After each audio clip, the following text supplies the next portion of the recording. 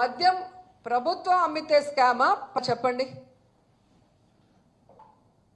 జగన్మోహన్ రెడ్డి గారు అధికారంలోకి వచ్చిన తర్వాత 43,000 బెల్ట్ షాపుల్ని తీసేయడం జరిగింది. దాదాపుగా 4,500 మద్యం పర్మిట్ రూములని రద్దు చేయడం జరిగింది. అలాగే మీరు చూస్తే దాదాపు 33% మద్యం షాపుల్ని కూడా తగ్గించడం జరిగింది. ఒక్క డిస్టిలరీకి కూడా పర్మిషన్ మనం ఇచ్చింది లేదు.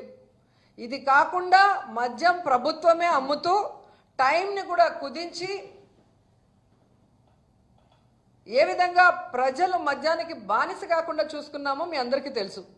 అలాంటిది మద్యం ప్రభుత్వం అమ్మితే లంచాలు వస్తాయా, ప్రైవేట్ వాళ్ళు అమ్మితే లంచాలు వస్తాయా? అంటే ఏ విధంగా మిథున్ రెడ్డి అనే వ్యక్తి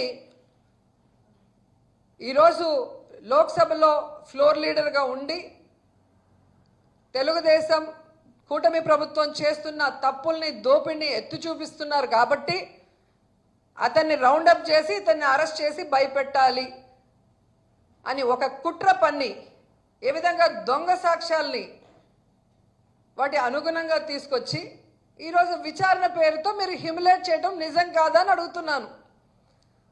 అసలు మిథున్ రెడ్డికి లిక్కర్కి ఏం సంబంధం? ఏ బేస్లో ఏ సాక్ష్యంతో మీరు ఆయన పిలిచి విచారిస్తున్నారు నేను అడుగుతున్నా. గత ప్రభుత్వంలో అంతకుముందు చంద్రబాబు నాయుడు గారు అధికారంలో ఉన్నప్పుడు విచ్చలవిడిగా ఎలా డిస్టిలరీస్కి పర్మిషన్స్ ఇచ్చారు, ఏ విధంగా మద్యంలో వీళ్ళు దోచుకున్నారో వాటి మీద కేసు వేయటం జరిగింది సాక్ష్యాధారాలతో. మరి దాన్ని ఇప్పుడు ముందుకు తీసుకెళ్ళండి. దీంతో పాటు దాన్ని కూడా ముందుకు తీసుకెళ్తే మీరు స్కామ్ చేశారా మేము స్కామ్ చేశామని తెలిసిపోతుంది. జగన్మోహన్ రెడ్డి గారు స్కీములు మాత్రమే చేశారు. ప్రజలకు అవసరమైన బటన్లు నొక్కారు. ఒక బటన్ నొక్కితే రాష్ట్రంలో ఉన్న పేదవాళ్ళందరి అకౌంట్లకు పోయి డబ్బులు పడింది. దాంట్లో ఎవరికి లంచం రాదు, దాంట్లో అవినీతి జరిగే అవకాశం ఉండదు.